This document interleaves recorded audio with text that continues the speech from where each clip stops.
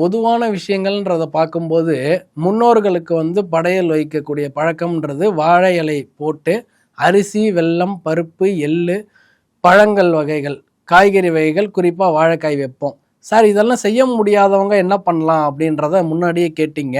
கர்மா அவங்களுக்கு அலோவ் பண்ணாதுன்னு சொன்னேன். ஆனால் அப்படி கிடையாது. அதுக்கும் சிம்பிளிஃபிகேஷன் நம்ம வச்சுருக்கோம். என்ன அப்படிங்கிறத பார்க்கும்போது அதாவது எல்லா இடத்துலையும் இப்போ பசுமாடு இருக்குது சார்.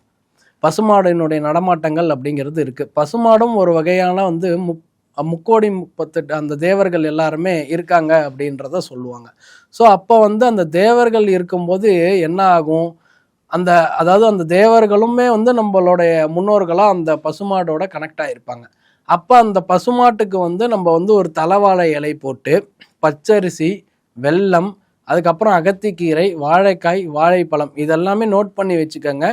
இந்த வாழைக்காய், வாழைப்பழம், அதுக்கப்புறம் வந்து பச்சரிசி, கீரை, அகத்திக்கீரை வச்சுட்டு ஒரு வெல்லம் வச்சு நம்ம வந்து தண்ணி ஊற்றி அதை அப்படியே அழகாக கரைச்சி வச்சிட்டோம்னா அந்த பசுமாடு சாப்பிட்டுட்டு போனாலே நமக்கு போதுமானது. அந்த தோஷங்கள் எல்லாமே நீங்கிடும்.